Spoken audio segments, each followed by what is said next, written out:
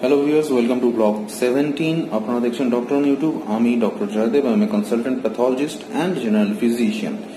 আর আমার এই চ্যানেলে আমি বিভিন্ন স্বাস্থ্য সম্পর্কিত বিষয়ে অতি সহজ ভাষায় এক্সপ্লেন করার চেষ্টা করি আপনাদের জন্য। যদি আমাদের চ্যানেলটি সাবস্ক্রাইব না করে থাকেন তাহলে এক্ষুনি আপনার মোবাইল স্ক্রিনের ঠিক নিচে যে লাল রঙের সাবস্ক্রাইব বাটন আছে সেটা এক্ষুনি প্রেস করুন। এর ফলে আমাদের পরবর্তী ভিডিওগুলি আপনার কাছে ইনস্ট্যান্টলি পৌঁছে যাবে। তো চলুন আজকের বিষয়ে আসা যাক। আজকে যে বিষয়ে আলোচনা হবে সেটি হলো একটি খুব গুরুত্বপূর্ণ টেস্ট ক্যান্সার ডায়াগনোসিসের জন্য। টেস্টটি হলো CEA অর্থাৎ কার্সিনো এমব্রায়োনিক অ্যান্টিজেন। তো এই টেস্টটি কেন করা হয়, এই টেস্টটির ভ্যালু অ্যাবনর্মাল কখন আসে, এই টেস্ট করার জন্য কি কি পদ্ধতি অবলম্বন করা হয়, অ্যাবনর্মাল ভ্যালু হলে তার মিনিং কি হয় এবং এই টেস্ট করার কোনো খারাপ দিক কিছু আছে কিনা, অর্থাৎ কোনো ক্ষতি হতে পারে কিনা, সেই সব বিষয়ে আজকে আলোচনা করব। তো ভিডিওটি শেষ পর্যন্ত দেখতে থাকুন। তো চলুন আজকের বিষয়ে আসা যাক। তো প্রথমেই বলে নিই, CEA বা কার্সিনো এমব্রায়োনিক অ্যান্টিজেন আসলে কি। কার্সিনো এমব্রায়োনিক অ্যান্টিজেন হলো এমন একটি প্রোটিন যা আমাদের শরীরে শুধুমাত্র ভ্রূণ অবস্থায়, অর্থাৎ যখন এমব্রায়ো থাকে, তো সেই এমব্রায়ো বা ভ্রূণের খাদ্যনালীর থেকে তৈরি হয়। তো এই প্রোটিনটি নর্মালি বেশি পরিমাণে থাকে যখন মানুষ ভ্রূণ বা এমব্রায়ো অবস্থায় থাকে। জন্মের পরে সাধারণত এই প্রোটিনের উৎপত্তি কিন্তু বন্ধ হয়ে যায়। এর ফলে কি হয়, জন্মের পরে কিন্তু গ্র্যাজুয়ালি এই CEA এর ভ্যালু কিন্তু কমতে থাকে। তো জন্মের পরে নর্মাল যে ভ্যালু হয় CEA এর সেটা হলো 2.5 ন্যানোগ্রাম পার ml। তো এবার সবসময় কি এই একই ভ্যালু দেখা যায়? উত্তরটা হলো না। বিভিন্ন ক্ষেত্রে কিন্তু জন্মের পরেও কিন্তু CEA এর ভ্যালু বেড়ে যেতে পারে, এবং CEA এর ভ্যালু যদি বেড়ে যায় তাহলে সেক্ষেত্রে কিছু কিছু ডিজিজকে ইন্ডিকেট করে, যার মধ্যে কতগুলি ক্যান্সার পড়ে এবং কতগুলি নন ক্যান্সারাস কন্ডিশনও কিন্তু থাকে। তো এবার আমরা দেখব যে কি করে এই টেস্টটি করা হয়। নর্মালি CEA টেস্ট করা হয় সাধারণত ব্লাড থেকেই এই টেস্টটি করা হয়, কিন্তু ব্লাড ছাড়াও সেরিব্রোস্পাইনাল ফ্লুইড বা CSF থেকেও করা যেতে পারে। তাছাড়া প্লুরাল ফ্লুইড এবং পেরিটোনিয়াল ফ্লুইড থেকেও কিন্তু CEA মেজার করা যেতে পারে। তো নর্মালি কি করা হয়, যে ব্লাড থেকে যদি CEA মেজার করতে হয় তাহলে সেক্ষেত্রে নর্মালি ব্লাড নেওয়া হয় আপনার কনুইয়ের সামনের অংশ থেকে, যাকে বলা হয় অ্যান্টিকিউবিটাল ভেইন থেকে। তো নর্মালি ব্লাড নিয়েও টেস্ট করতে পারি, অথবা যদি দরকার পড়ে সেক্ষেত্রে সেরিব্রোস্পাইনাল ফ্লুইড বা CSF থেকেও টেস্ট করা যায়।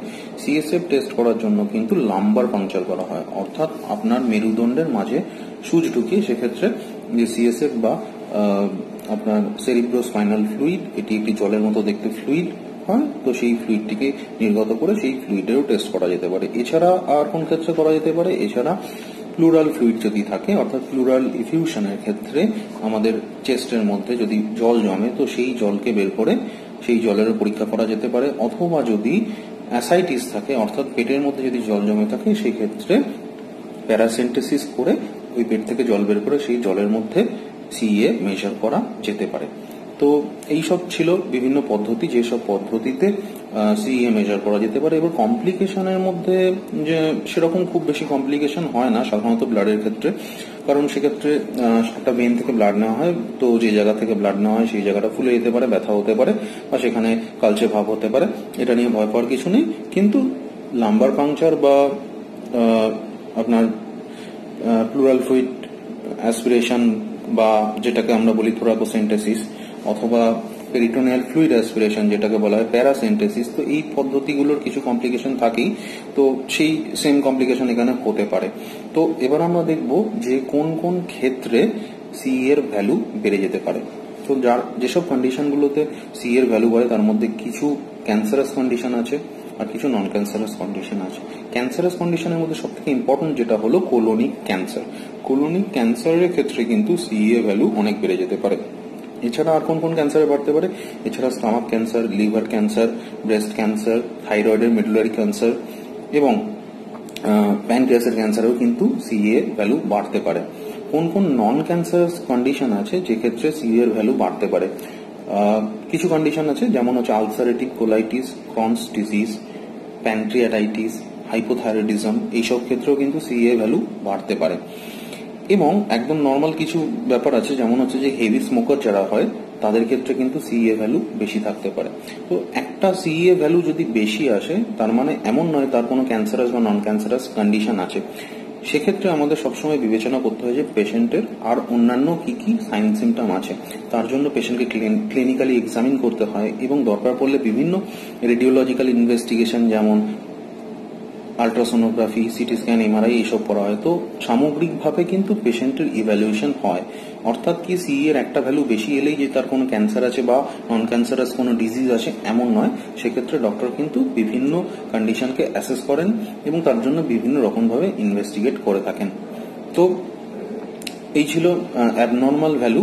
তো এবার আমরা আরেকটা ব্যাপারে একটু কথা বলে নেওয়া খুব দরকার যে সিইএ কি একবার টেস্ট করলে অ্যাবনর্মাল ভ্যালু পেলে কি সেটা সিগনিফিকেন্ট? তো ব্যাপারটি ঠিক সেরকম নয়। সেক্ষেত্রে যেটা ইম্পর্টেন্ট খুব, সিঙ্গেল ভ্যালু থেকে কিন্তু সিরিয়াল ভ্যালু অর্থাৎ যদি 2-3 বার সিইএ মেজার করা হয় এবং সেক্ষেত্রে দেখা যায় যে সিইএর ভ্যালু গ্র্যাজুয়ালি ইনক্রিজ করছে বা ডিক্রিজ করছে, তো সেটা অনেক বেশি significant rather than a single value. কারণ কোনো ক্যান্সারের প্রগনোসিসের ক্ষেত্রে অর্থাৎ মনিটরিং এর ক্ষেত্রে এই সিরিয়াল ভ্যালু মেজারমেন্টটা খুব ইম্পর্টেন্ট।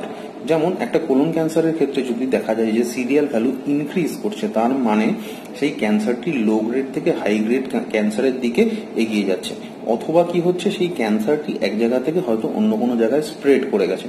যদি দেখা যায় যে সিরিয়ালি এই সিই এর ভ্যালু ডিক্রিজ করছে তার মানে আইদার সেই পেশেন্টটা কেমোথেরাপি বা রেডিওথেরাপি যেই ট্রিটমেন্টই দেওয়া হোক না কেন সেটাতে রেসপন্ড করছে।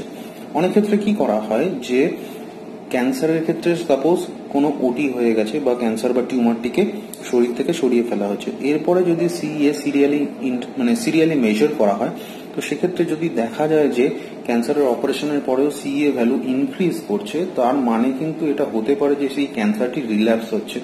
অর্থাৎ কি সেই ক্যান্সারটি রিল্যাপস হচ্ছে মানে তার আবার ক্যান্সারটি নতুনভাবে ছড়িয়ে পড়ছে।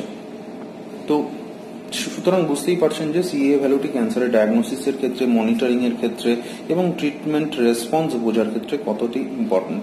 আজকের ব্লগে এটুকুই থাক। ভিডিওটি কেমন লাগলো অবশ্যই জানাবেন এবং এ সংক্রান্ত যদি অন্য কোনো প্রশ্ন থাকে আপনার প্রশ্নটি নিচের কমেন্ট সেকশনে অবশ্যই পোস্ট করবেন।